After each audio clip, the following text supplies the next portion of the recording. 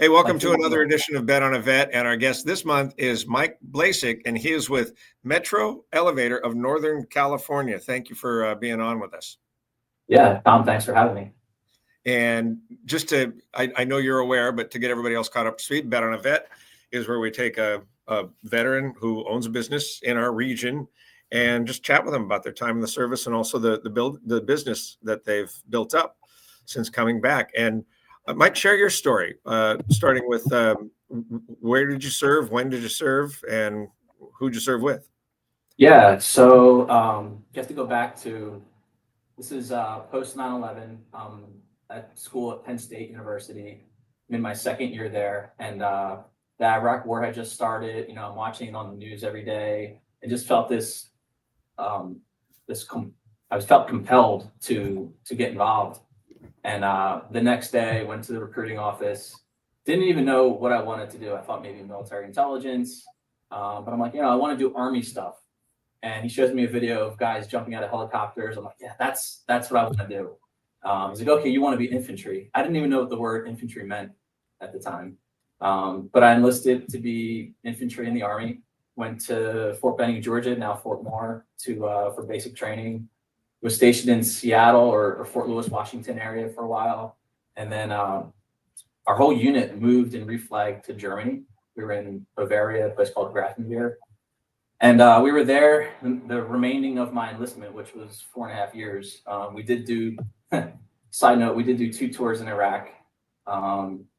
Served in Baghdad, Mosul, crazy experiences there. But living in Germany was awesome. We got to travel over Europe. Thought about staying in, but always just wanted to do it, get the experience, serve my country, and then continue on. Then I went right back to Penn State, finished school, went and got an MBA, and then shortly thereafter, I was recruited by a company called Schindler Elevator to be in this management development program. It was going to be a 6-year rotational. They're based out of northern. Well, they're really based out of Switzerland, but their American headquarters is based out of North Jersey. And so worked there for 2 years. Worked in Philadelphia for 2 years, which is actually my hometown where I'm from. And then they sent me to Vietnam for 2 years. So I was managing an office in Hanoi, Vietnam for a couple of years. And then that's when Otis Elevator recruited me for the Bay Area. And I was the GM there for about 4 years. And then 2 years ago, some guys I worked with previously at Schindler approached me about starting Metro Elevator here in the Bay Area. So we're independently and veteran owned. The company itself is about 40 years old, but we've been in the Bay Area for 2.5 years now. And it's been a lot of fun. It's been exciting.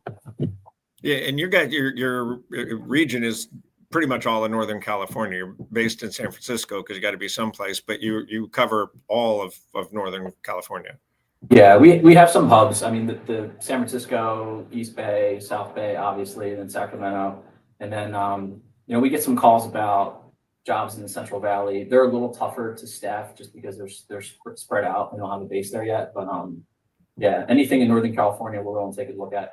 We do service, repair, modernization, and installation of elevators. Did you have any idea when you were in the military that your career would take you into the elevator business? Never in a million years. Not on the radar. Even when I was in business school, that wasn't on the radar. Ironically enough, there's a lot of parallels with the elevator industry and being in the military. So like in the military, I was enlisted, I was a sergeant in the military. So you have your NCO Corps, right? And then you have your officers. And being in the elevator industry now, like we kind of have our field staff, the guys that are actually in the trenches, in the elevator pits, turning wrenches. And then the office staff is kind of like admin, like officer level in the military. So I see a lot of parallels there. Also, when you talk about safety, the elevator industry can be very dangerous. You're working from heights, high voltage electricity, and on a day-to-day basis, things are kind of status quo, similar to when you're patrolling the streets of Iraq. Things are status quo. It's very easy to get complacent, and it's when you get complacent that things can happen. So whenever we're briefing our guys on safety, always stressing, avoiding being complacent and staying on guard. Yeah, that's you just answered one of the questions I always ask. How did your military service inform what you do? And gosh, in your case, it's more so than most of the other people that I've talked to. I mean, it's pretty spot on for what you do now. Yeah, it's the military experience, being able to relate.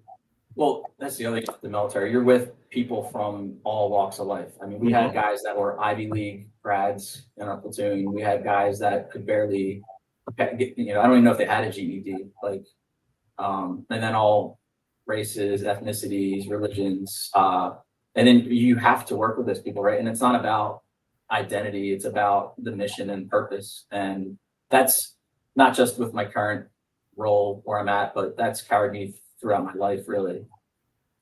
One of the things that I always ask my guests is, how do you utilize what you do now to give back? And one of the things I saw on your website, I know there's a program called Helmets to Hard Hats that I want to ask you about. But I saw on your website that you'll do occasionally elevators for disabled veterans and things like. Can you talk a little bit about that and just how you try to give back to the veteran community?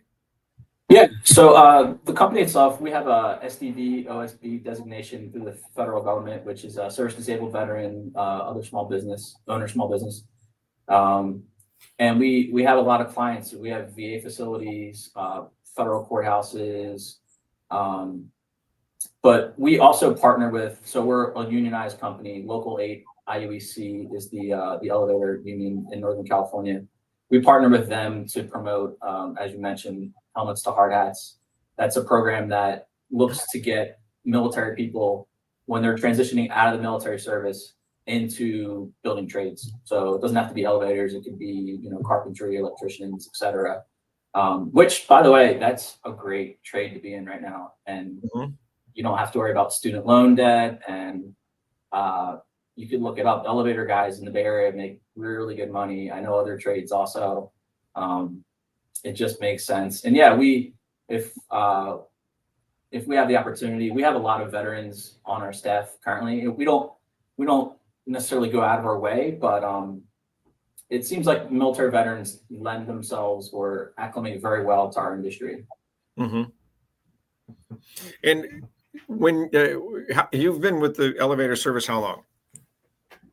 I've been in the industry for 11 years now. Okay. I have one really important question to ask you, and I don't know if you can answer it or not, but when I'm in an elevator and I hit that button to close the door, does that actually do anything? I think it depends on the elevator you're in and who wired it up. I'm sure there's elevators where that button does not work. I'm sure of it. And then there's a delay, right? So there's sometimes where you push it and it's designed to have a 2 or 3 second delay. So it's going to seem like it's not working, but it really is.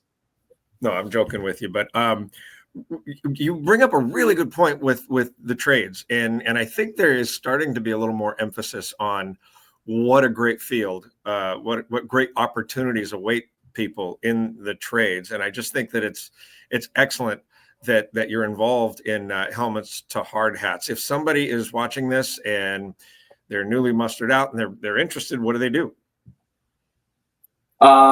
You can go on their website. They have a search database. You can query different trades, different locations by geography. You could reach out to the IUEC. IUEC is a little more difficult. They only open up every few years. You'll have to take a series of tests and go through some interviews, and then it's like a forced ranking system to see who gets pulled next in the apprentice program. Elevator trade, just to let people know, it's a 4-year apprenticeship program, and then you can test out to be a full-time mechanic. And are there different tiers of elevator workers? Like, I mean, there's like 3-story buildings, but then you've got skyscrapers in San Francisco. No, once you're a certified mechanic in the state of California, you can really work on anything. Of course, everybody has different strengths and weaknesses depending on their experience. But yeah, once you're certified, you could work on anything. Well, Mike, thank you very much for taking time to talk with us today. And if people want to find out more about Metro Elevators and having you come out, how do they get a hold of you? You could reach us on our website. It's metro-elevator.com, metro-elevator.com. Or you can call our phone numbers, 415-404-0726. Mike Blasczyck with Metro Elevator and a U.S. Army vet. Thank you very much for taking time to talk with us today, and thank you for your service. Thanks, Tom. I appreciate it.